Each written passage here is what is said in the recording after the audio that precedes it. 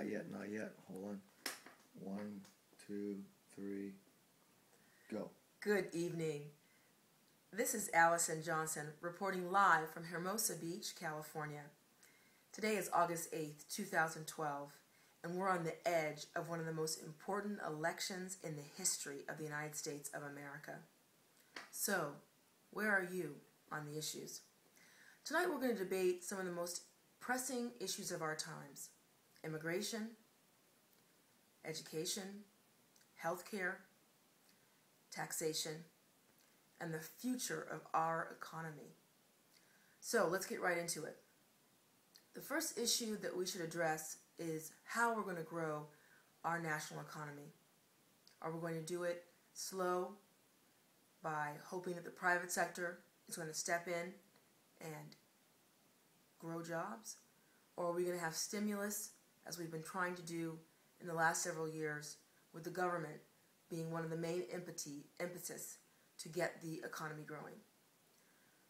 I would argue that the most important thing for us to do right now is to have the U.S. government work in conjunction with the private sector to stimulate jobs and job growth. How? I think the public-private partnership model that many cities and many states have been working together to build over the last decade is exactly the kind of model that we need to have at a federal scale. The U.S. government can only do so much in a city or a state or a county level to grow the amount of jobs that we have available. And the private sector is also a huge player, but cannot do it alone. They are going to clearly be able to increase their investments and enhance job growth through those investments. But if they could work in conjunction with the federal government or the state and local governments, then I think there's a much greater chance that jobs can be created.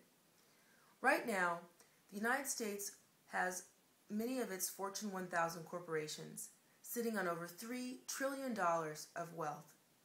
Wealth and money that corporations are afraid to spend because they basically believe that the U.S. economy is in an economic recession, and they don't have the security that if they make their investments, that they will be well spent.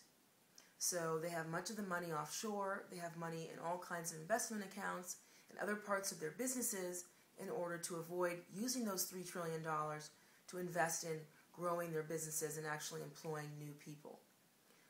The federal government needs to step in big time and lend a public-private partnership hand to the U.S. private sector to see the extent to which, in partnership, they can start generating the trust and the belief in the economy to start investing again.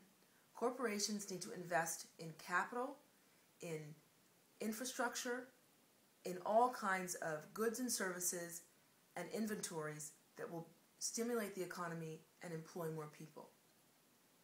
I think the other issue that's really pressing at this point is what we're going to do about immigration.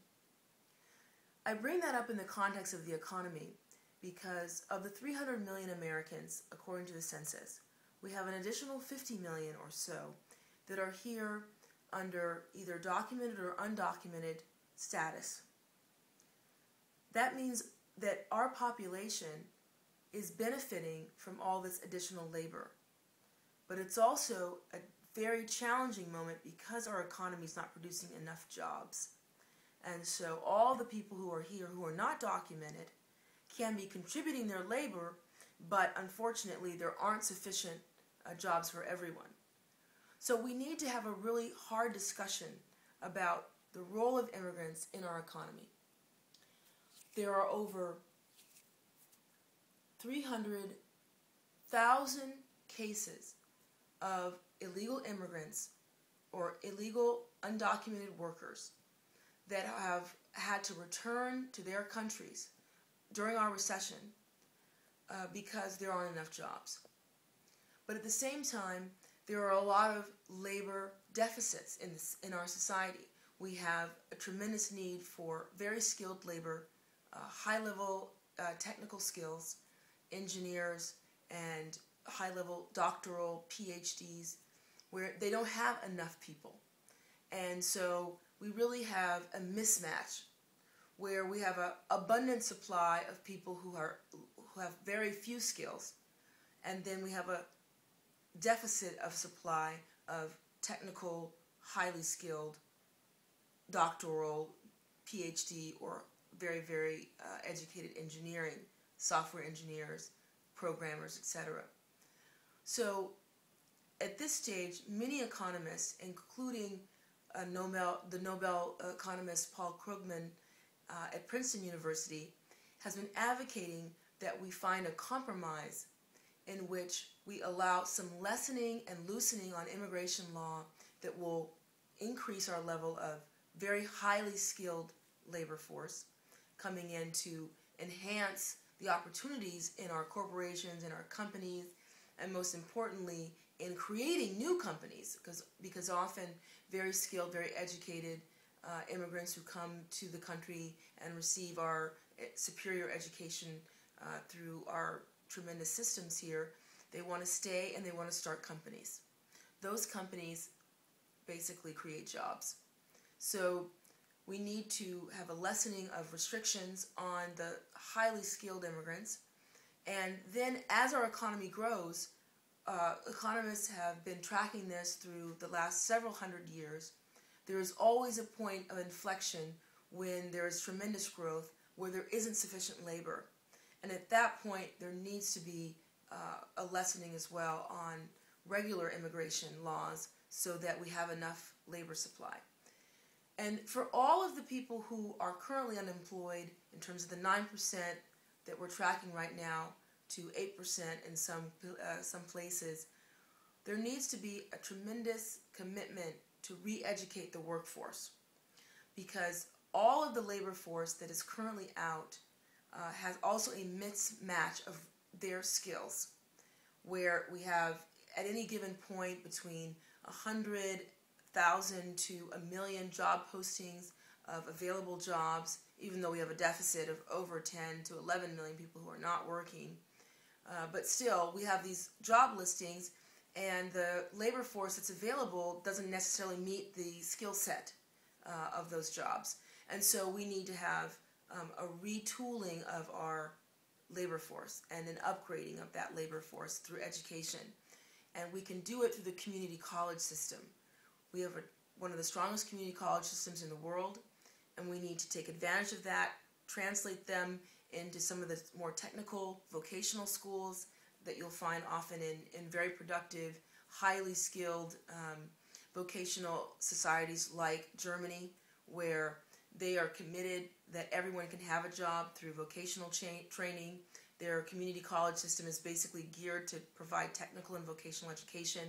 We need to learn from those models in order to upgrade the labor force through those kinds of transfer of skills through vocational and technical education programs. And the government can work in conjunction with corporations through a public-private partnership to offer those upgrades in education and training for the workforce. So those are the sorts of programs that we need to think about in terms of the challenges that we're under right now in the economy. And finally, I think we have to also talk about the environment and what's happening to our air, our water, our rivers and our oceans, and our overall environment in terms of the landscape, the forests, the trees. Because at every moment that we're sacrificing our environment for corporate growth or corporate structure, we're going to suffer in the long term, because we as a society are sharing the same air, we're sharing the same water, and we're sharing the same forests and landscapes and mountain and rivers and oceans that we all see and breathe every day. And so if we don't take care of those resources, if we're not cognizant of the importance of shepherding and stewarding the resources of the planet Earth, we will see in our generation and in future generations less of those resources available for our children and our grandchildren.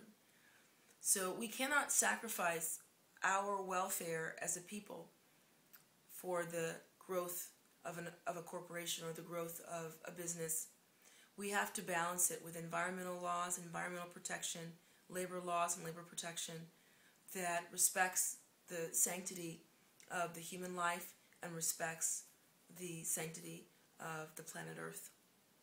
So those are all issues that we're looking at facing in the November 6, 2012 election. If you look at the track record of what this president and the Democratic Congress has attempted to shepherd through, they're concerned and taking on all these issues. They're committed to the 99% of the population that are receiving less than 10% of the wealth and are working and struggling to make a living and survive in our economy. So if you care about the environment, about human rights, about civil rights, if you care about the future of our economy being built on public-private partnerships in which everyone plays their fair share and pays their fair share, then you need to look at supporting the work of the Democratic Party. You need to work in your local community, your states, and your county level in electing Democratic officials that are going to represent us and our interests. So I'm reporting live from Hermosa Beach, California, August 8th, 2012, giving you the latest and greatest on the issues of environment, labor, human rights, civil rights, and the growth of our economy for the United States of America today and going forward. So I thank you for listening, and I thank you for caring about your country, caring about our future, and caring about each other. Thank you. Perfect.